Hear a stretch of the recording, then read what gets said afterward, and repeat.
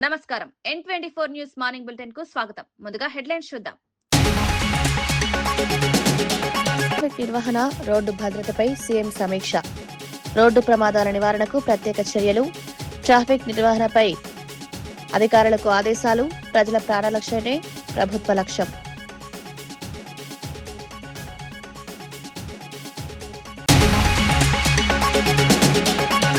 పుట్టినరోజున కుటుంబంతో కలిసి మొక్కలు నాటిన కేటీఆర్. ప్రతి పుట్టినరోజున ఒక మొక్క నాటాలని పిలుపు. పచ్చని తెలంగాణ కోసం హరితహారానికి మద్దతు. మొక్కలు నాటి సంరక్షించాలని సూచన.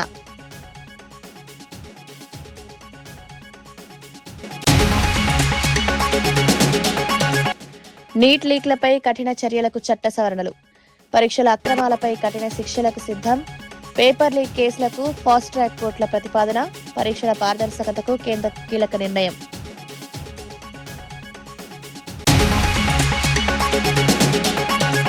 విద్యార్థులు పుకార్లను నమ్మొద్దన్న బండి సంజయ్. పరీక్షలపై వదంతులను నమ్మొద్దని సూచన. పరీక్షల పారదర్శకతకు కట్టుబడి ఉందన్న బండి. యువత భవిష్యత్తే ప్రభుత్వ లక్ష్యం.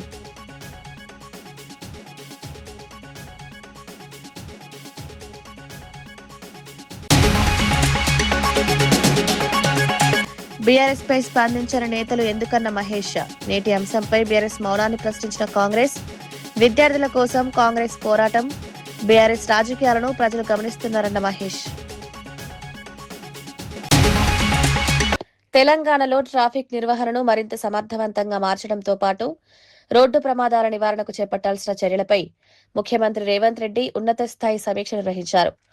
ఎంసీఆర్హెచ్ఆర్డీలో జరిగిన ఈ సమావేశంలో ప్రభుత్వ సలహాదారులు సుదర్శన్ రెడ్డి, రామకృష్ణారావు, ప్రధాన కార్యదర్శి సంజయ్ జాజు, డీజీపీ సివి ఆనంద్తో పాటు వివిధ శాఖల ఉన్నతాధికారులు పాల్గొన్నారు. నగరాలతో పాటు రాష్ట్ర వ్యాప్తంగా పెరుగుతున్న ట్రాఫిక్ రద్దీ, ప్రమాదాల నివారణ, ఆధునిక ట్రాఫిక్ మేనేజ్మెంట్ వ్యవస్థల అమలుపై అధికారులు సీఎంకు వివరించారు. ప్రమాదకర ప్రాంతాలను గుర్తించి ప్రత్యేక చర్యలు తీసుకోవాలని, రహదారి భద్రతపై ప్రజల్లో అవగాహన పెంచాలని సూచించారు. సీసీ కెమెరాల వినియోగం, ఇంటిగ్రేటెడ్ ట్రాఫిక్ కంట్రోల్ వ్యవస్థ, అత్యవసర సేవల సమన్వయంపై కూడా చర్చించారు.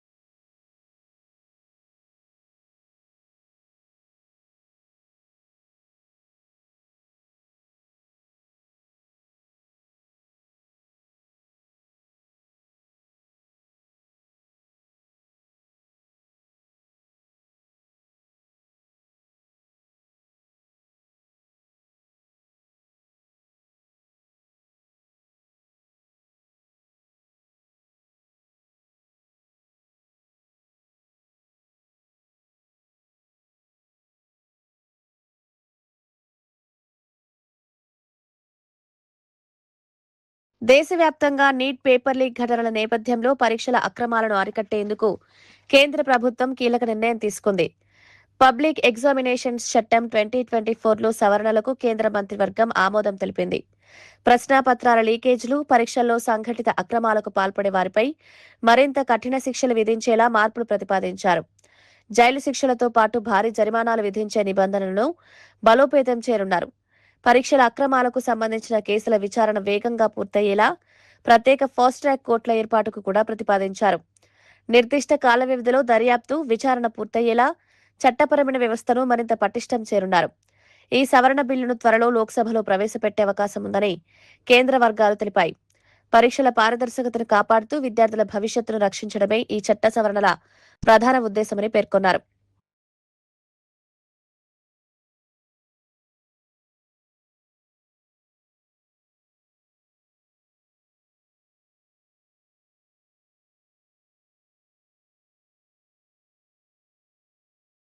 నీట్ పేపర్ లీక్ వివాదం నేపథ్యంలో విద్యార్థులు పుకార్లను నమ్మి ఆందోళన చేయవద్దని కేంద్ర మంత్రి బండి సంజయ్ సూచించారు.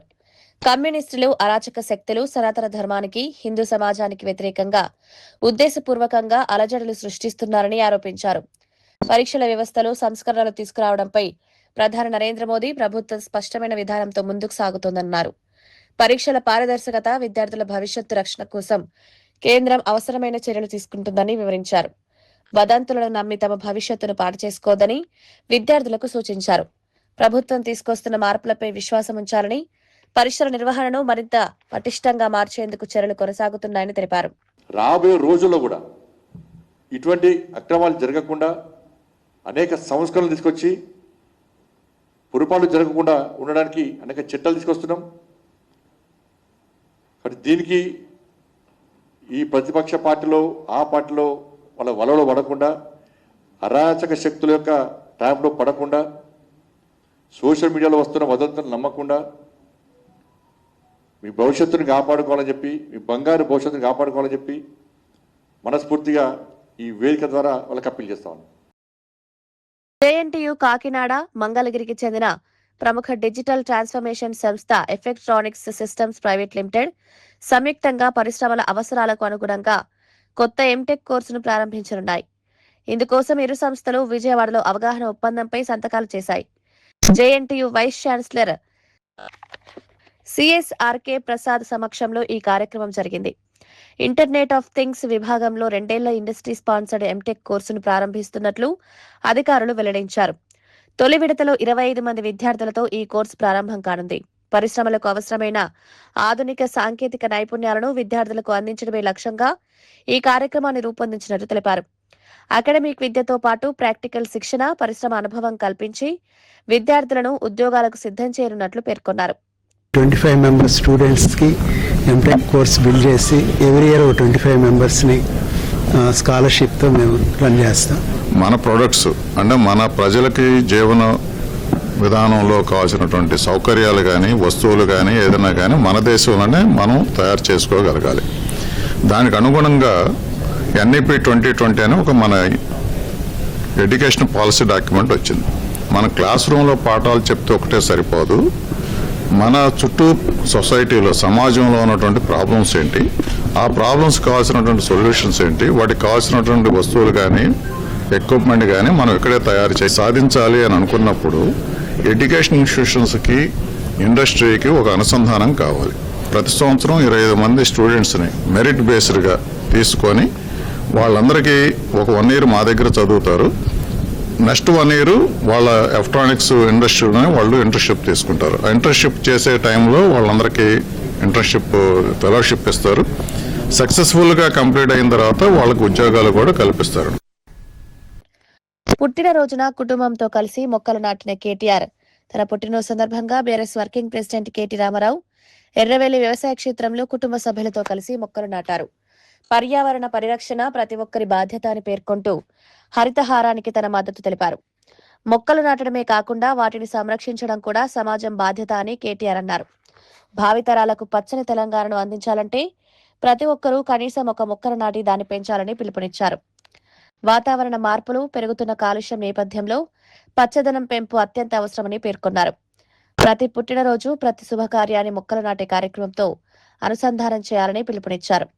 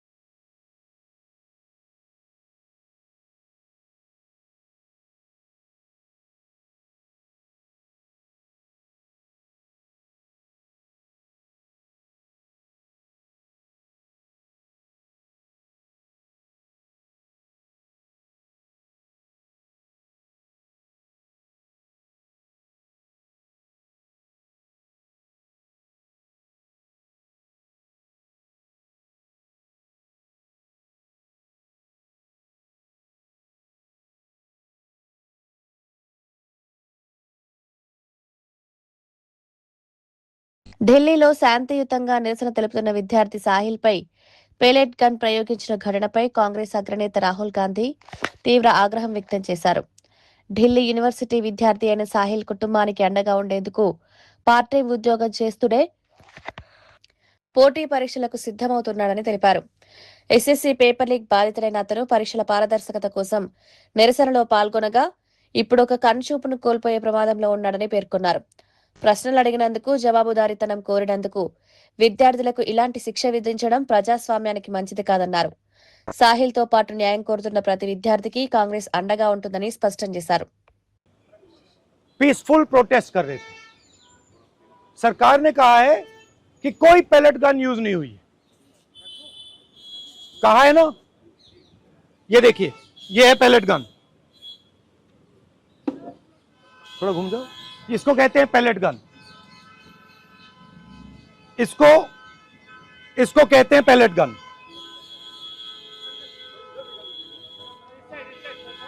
ठीक है. और इनकी आंख डैमेज हो गई है.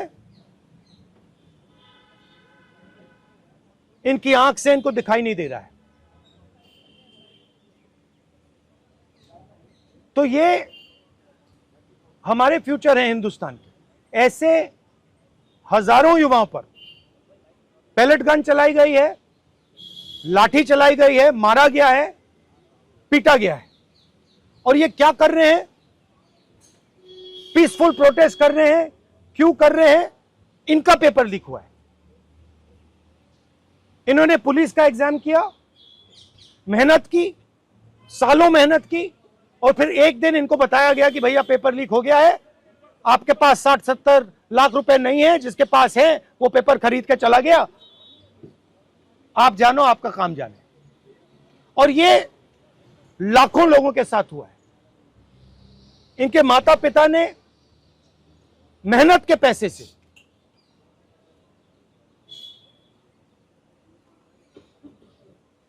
इनको अपॉर्चुनिटी दी. तो सरकार को झूठ बोलना बंद करना पड़ेगा.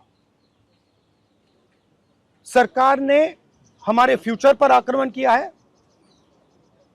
और फ्यूचर क्या कह रहा है? फ्यूचर सिर्फ 3 चीजें कह रहा है. पहली बात, जो एजुकेशन मिनिस्टर है, जिसके कारण ये हुआ है, जिसके कारण ये बाहर निकले हैं, पीसफुल प्रोटेस्ट किए हैं, जिसके कारण पेपर लीक हो रहा है, उसको सैक किया जाए. दूसरी मांग कि ये जो हमारे फ्यूचर पे गोली चलाए हैं, लाठी मारे हैं, उन पर कार्रवाई होनी चाहिए. और तीसरी मांग कि नरेंद्र దేశవ్యాప్తంగా నీట్ పేపర్ లీక్ అంశంపై విపక్షాలు పెద్ద ఎత్తున పోరాటం చేస్తున్న వేళ బీఆర్ఎస్ నాయకులు ఎందుకు స్పందించడం లేదని టీపీసీసీ అధ్యక్షుడు మహేష్ కుమార్ గౌడ్ ప్రశ్నించారు. రాహుల్ గాంధీ, ప్రియాంక గాంధీతో పాటు ఇండియా కూటమి నేతలు విద్యార్థుల భవిష్యత్తు కోసం ఉద్యమాలు నిర్వహిస్తున్నప్పటికీ బీఆర్ఎస్ మౌనం పాటించడం ఆశ్చర్యకరమన్నారు. విద్యార్థుల సమస్యల విషయంలో రాజకీయాలకు అతీతంగా స్పందించాల్సిన అవసరం ఉందని పేర్కొన్నారు. ఇప్పుడు విద్యార్థుల పక్షాన మాట్లాడుతున్నట్లు బీఆర్ఎస్ చేస్తున్న వ్యాఖ్యలను ప్రజలు నమ్మే పరిస్థితి లేదన్నారు. అధికారంలో ఉన్నప్పుడు యువతకు న్యాయం చేయని వారు ఇప్పుడు ఉద్యమాల పేరుతో రాజకీయ లబ్ధి పొందాలని చూస్తున్నారని విమర్శించారు. ప్రజలు అన్ని విషయాలు గమనిస్తున్నారని, బీఆర్ఎస్ నాటకాలను తిరస్కరిస్తారని మహేష్ కుమార్ గౌడ్ స్పష్టం చేశారు. ఆత్మహత్యలు చేసుకున్నారు. ఇవాళ కుటుంబాల పరిస్థితి ఏంటి? ఒక్కసారైనా మీరు మీ నాన్నగారు ఆలోచించినారా? ఇవాళ మేము దాని మీద విచారణ జరిపిస్తే కక్షాదింపు అంటారు. కాబట్టి మీరు అడిగితే మా ప్రభుత్వం ఆ రిపోర్ట్ ని బహిర్గతం చేయడానికి సిద్ధంగా ఉంది. ఇదే గ్లోబల్ అనే సంస్థ పేర్లు మార్చుకొని మళ్ళీ విద్యార్థుల జీవితంలో ఆడుకుంటా ఉంది. ఇలా కేంద్రంలో మళ్ళీ పరీక్ష నిర్వహణలో భాగస్వామ్యమైంది. దీన్ని బట్టి మాకు అర్థమయ్యేది ఎక్కడో కేటీఆర్ గారి ప్రమేయం దీంట్లో ఉంది అనేటువంటి మాట అనుమానానికి తావుతీస్తోంది. ఆ తర్వాత ఎన్ని రకాల లీక్లు అయినాయో మీ పాలనలో ప్రజలన్నీ కూడా మర్చిపోలే. బీఆర్ఎస్ హయాంలో లీక్ల పర్వం ఏ రకంగా సాగింది, వాటిపైన తూతు మంత్రంగా ఏ రకంగా విచారణలు సాగాయి, అవన్నీ కూడా మరుగునెందుకున్నాయి. ఇవాళ ధర్నా చౌక్లో ధర్నా చేస్తున్న కేటీఆర్ గారు వీటన్నిటికీ ఫస్ట్ సమాధానం చెప్పాల్సిన అవసరం ఉన్నది.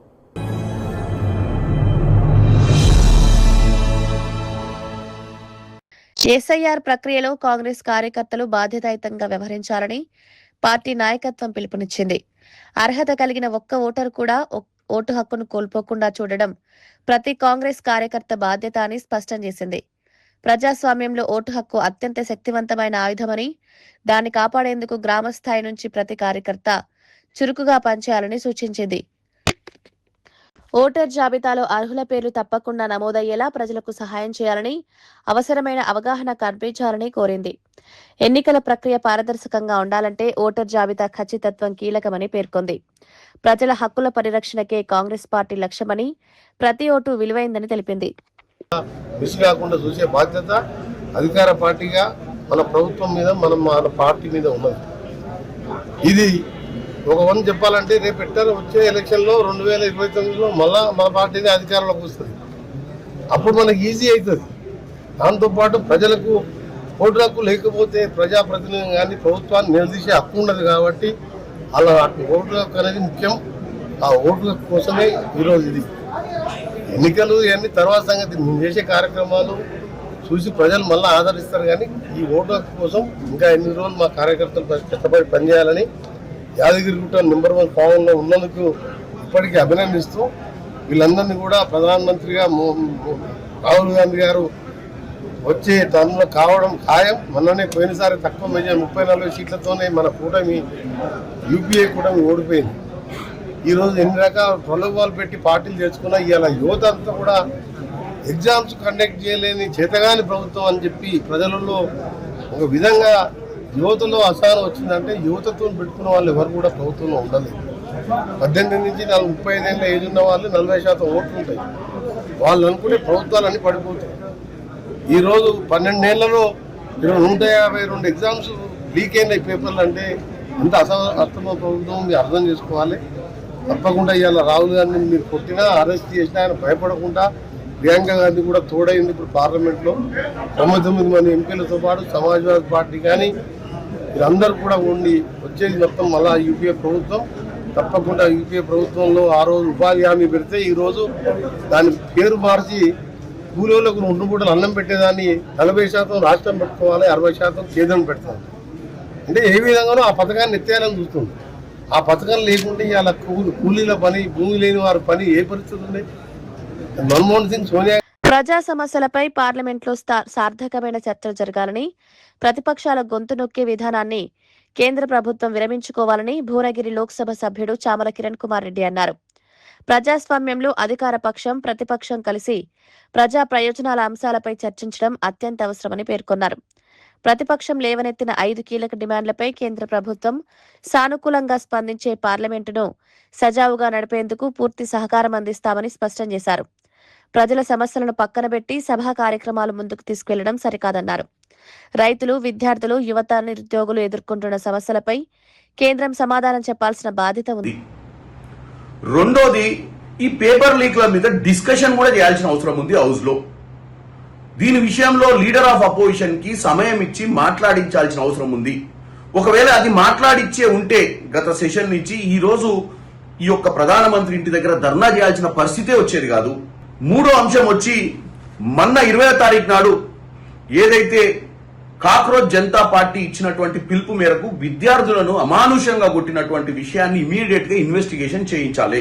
నాలుగోది, హోమ్ మినిస్టర్ గారు అమిత్ షా గారు దీని మీద అఫీషియల్ స్టేట్మెంట్ రిలీజ్ చేయాలి. ఐదోది, హోమ్ మినిస్టర్ గారు ప్రత్యేకంగా ఈరోజు హౌస్ లోకి వచ్చి కూడా భారతదేశ ప్రజల ముందు మొన్న జరిగినటువంటి ఇన్సిడెంట్ గురించి మాట్లాడాల్సిన అవసరం ఉంది. ఈ 5 డిమాండ్లను నిన్న రాహుల్ గాంధీ గారు పెట్టడం జరిగింది. ఈ 5 డిమాండ్లను కనుక ఈరోజు వాళ్ళు సభలోకి తీసుకురాకపోతే మేము ఎలాగో 10:30కు మేము నల్ల దుస్తులు ధరించి ప్రొటెస్ట్ చేపడుతున్నాం మకర్ ద్వార్ దగ్గర. దాంతో పాటు 11ంటికి మేము ఇచ్చిన డిమాండ్లను వాళ్ళు సానుకూలంగా స్పందించి ఈ రోజు కనుక ఈ ఫ్లోర్ మీద ఈ డిస్కషన్స్ అన్ని వచ్చినట్టయితే మేం పార్లమెంట్ ను సజావుగా ముందుకు తీసుకుపోయే ప్రయత్నం చేస్తాము. గతంలో మాదిరిగా ప్రతిపక్ష పార్టీలను మాట్లాడనీయకుండా ప్రతిపక్ష పార్టీలు ఏం చేస్తాయిలే అనుకుంటున్నారు కదా. నిన్ననే రాహుల్ గాంధీ గారు ఏం చేస్తారో చూపించారు. రానున్న రోజులలో ప్రజా సమస్యల మీద ప్రతిపక్షాలకు మైకులు ఇవ్వకుండా గొంతులు నొక్కే ప్రయత్నం చేయొద్దని కోరుకుంటున్నాము. ఎందుకంటే మేము ఎన్నుకోబడ్డది, గెలిచి పార్లమెంట్కి వచ్చింది ప్రజా సమస్యల మీద మాట్లాడటానికి. దళిత మహిళ గంగమ్మ మృతిపై వైఎస్ఆర్సీపీ లీగల్ సెల్ అధ్యక్షుడు మనోహర్ రెడ్డి తీవ్ర అనుమానాలు వ్యక్తం చేశారు. తన కుమారుడు కనిపించడం లేదని ఫిర్యాదు చేసిన గంగమ్మను పోలీసులు లక్ష్యంగా చేసుకుని లాకప్లో వేధించి చంపేశారని ఆరోపించారు. ఈ ఘటనపై నిజాలు బయటకు రాకుండా కుటుంబ సభ్యులను బెదిరించి ప్రమాదవశాత్తు పడి చనిపోయిందని చెప్పాలని ఒత్తిడి తెస్తున్నారని విమర్శించారు. ఈ డెత్ మిస్టరీ వెనుక ఉన్న వాస్తవాలను వెలుగులోకి తీసుకురావడానికి వైఎస్ఆర్సీపీ నిజ నిర్ధారణ కమిటీ పనిచేస్తోందని తెలిపారు. బాధిత కుటుంబానికి న్యాయం జరిగే వరకు పోరాటం కొనసాగిస్తామని స్పష్టం చేశారు. ఈ ఘటనపై స్వతంత్ర దర్యాప్తు జరిపి బాధితులపై కఠిన చర్యలు తీసుకోవాలని ప్రభుత్వాన్ని డిమాండ్ చేశారు. ఎందుకంటే ఈ హత్య వెనక, ఈ లాకప్ డెత్ వెనక నమ్మడానికి వీలు లేని అంశాలు చాలా ఉన్నాయి. ఎందుకంటే తన కుమారుడు కనిపించడం లేదని మిస్సింగ్ కేసు ఆమె నమోదు చేస్తే, పోలీసులు నమోదు చేసి ఎలాంటి చర్యలు తీసుకున్న నేపథ్యంలో ఆమె తర్వాత పోలీసులు ఎలాంటి చర్యలు తీసుకోవడం లేదు. కాబట్టి మా అబ్బాయి ఎక్కడ పోయినాడో ఇంతవరకు తిరిగి రాలేదని చెప్పి ఆమె హైకోర్టును ఆశ్రయించడం, హైకోర్టు అక్కడ దీనిపైన ఎంక్వైరీ చేయమని చెప్పి ఒక సిట్ స్పెషల్ ఇన్వెస్టిగేషన్ టీంను ఏర్పాటు చేయాలని చెప్తే దాని ప్రకారం సిట్ను ఏర్పాటు చేయడం, వాళ్ళు దర్యాప్తు చేయడం, ఆ దర్యాప్తులో భాగంగా ఎవరైతే తప్పిపోయినాడో ఆ అబ్బాయి తల్లినే టార్గెట్గా చేసుకొని ఆమెను పోలీసులు చిత్రహింసలు పెడితే ఆమె లాకప్లోనే మరణించిందని, తర్వాత ఆమె కుటుంబ సభ్యులను కూడా బెదిరించి వాళ్ళ కూతురు చేత పొరపాటున పడి చనిపోయింది అని వాళ్ళని బెదిరించి వాళ్ళతో చెప్పించారని చెప్పేది కూడా ఇక్కడ రికార్డుల పరంగా తెలుస్తుంది. కానీ అందుకనే మేము దీంట్లో ఇది ఎలాంటి వాస్తవాలు బయటికి వస్తాయని చెప్పి పోలీసు వాళ్ళని కానీ, ఇక్కడ ఈ గ్రామస్తులను కానీ, లేకపోతే బాధిత కుటుంబాన్ని కానీ ఇవాళ పరామర్శించడానికి వచ్చాం. తర్వాత ఈ సందర్భంగా మరిన్ని అంశాలు వెలుగులోకి తీసుకురావడానికి మేము పోలీసులతో కూడా సంప్రదిస్తాం. తర్వాత మళ్ళీ ఏం జరిగిందనే సమాజానికి తెలియజేసే బాధ్యత తీసుకుంటాం. తెలంగాణ మంత్రి కోమటిరెడ్డి వెంకటరెడ్డిపై కాంగ్రెస్ ఎమ్మెల్యే మందుల శామ్యూల్ తీవ్ర వ్యాఖ్యలు చేశారు. ఎస్సీ నియోజకవర్గాల పట్ల నిర్లక్ష్యంగా అహంకారపూరితంగా మాట్లాడుతున్నారని ఆరోపించారు. ప్రజల భావోద్వేగాలను గౌరవించకుండా వ్యవహరించడం సరికాదని పేర్కొన్నారు. ఎస్సీ ప్రజలను తక్కువగా చూసే ధోరణిని ఎట్టి పరిస్థితుల్లోనూ సహించబోమని హెచ్చరించారు. ప్రజాప్రతినిధులు అన్ని వర్గాల ప్రజలను సమానంగా చూడాల్సిన బాధ్యత ఉందని గుర్తు చేశారు. అధికార అహంకారంతో చేసే వ్యాఖ్యలు ప్రజల్లో అసంతృప్తిని పెంచుతాయన్నారు. ప్రజల గౌరవాన్ని దెబ్బతీసే విధంగా ఎవరైనా మాట్లాడితే ప్రజాస్వామ్య పద్ధతిలో తగిన సమాధానం ఇస్తామని స్పష్టం చేశారు. ప్రజల సమస్యల పరిష్కారంపై దృష్టి పెట్టాలని, వివాదాస్పద వ్యాఖ్యలతో రాజకీయాలు చేయడం మానుకోవాలని సూచించారు. అందుకే 2 మంత్రి పదవులు మిగిలి ఉన్నాయి. కనుక వాళ్ళకోటి ఇవ్వాలని చెప్పి నేను రాష్ట్ర ప్రభుత్వానికి, ముఖ్యమంత్రి గారికి, సోనియా గాంధీ గారికి, రాహుల్ గాంధీ గారికి, ఖర్గే గారికి నేను అప్పీల్ చేస్తా ఉన్నా. నేను ఇవాళ నన్ను ఈ నియోజకవర్గానికి నాకు చెప్పకుండా నా ప్రోటోకాల్ను, నా హక్కులను హరించినందుకు నేను ఖర్గేకు, రాహుల్ గాంధీ కూడా కంప్లైంట్ చేస్తాను మనం చెప్తున్నాను. అందుకోసమనే నేను మీ కాళ్ళ చేతులలో కాలు పట్టుకొని నిలబట్టుకొచ్చాను కాదు. నేను కష్టజీవిని, తెలంగాణ పోరాట యోధుని. నేను తిండి లేక తిప్పలేక తెలంగాణ సోనియా గాంధీ ఇచ్చింది కాబట్టే ఇలా హీరోలమైన, లేకపోతే అంత జీరోలే.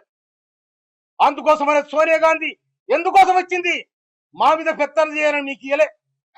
మీ అంతా మీరు బతుకుని మీ రాజ్యం మీరు చేసుకోండి, వాడు ఎస్సీలు ఉంటే వానికి ఎవరికి అవకాశం వాడు చేసుకోమని చెప్పింది. కానీ ఇవాళ మా మీద మీ పెత్తనం ఏంటి? మా మీద విధులు ఏంటిది? మండలపాడు నేను 9 మంది మండల పార్టీ అధ్యక్షుల అభిప్రాయం తీసుకొని ప్రకటించిన నిన్ను ఆపేద్దాము. నీకెక్కడిది? ఎవరిచ్చి నీకు అధికారం? ఎవరిచ్చి నీకు? మళ్ళీ ఏలు పెడితే బలికామని కూడా హెచ్చరిస్తున్నాను. అందుకోసమనే నిర్వహణ, రోడ్డు భద్రతపై సీఎం సమీక్ష, రోడ్డు ప్రమాదాల నివారణకు ప్రత్యేక చర్యలు, ట్రాఫిక్ నిర్వహణపై అధికారులకు ఆదేశాలు, ప్రజల ప్రాణరక్షణే ప్రభుత్వ లక్ష్యం.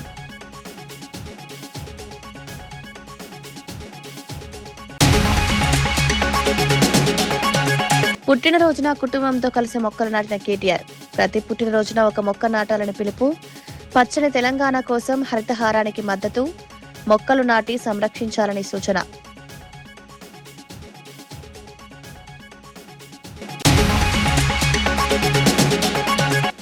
నీట్ లీక్లపై కఠిన చర్యలకు చట్ట సవరణలు. పరీక్షల అక్రమాలపై కఠిన శిక్షలకు సిద్ధం. పేపర్ లీక్ కేసులకు ఫాస్ట్ ట్రాక్ కోర్టుల ప్రతిపాదన, పరీక్షల పారదర్శకతకు కేంద్ర కీలక నిర్ణయం.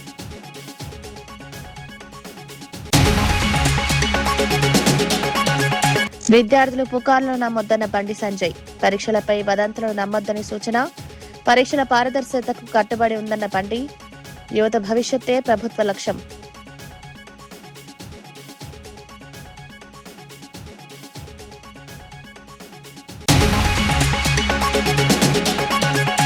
బీఆర్ఎస్ పై స్పందించిన నేతలు ఎందుకన్న మహేష్, నేటి అంశంపై బీఆర్ఎస్ మౌనాన్ని ప్రశ్నించిన కాంగ్రెస్, విద్యార్థుల కోసం కాంగ్రెస్ పోరాటం, బీఆర్ఎస్ రాజకీయాలను ప్రజలు గమనిస్తున్నారన్న మహేష్.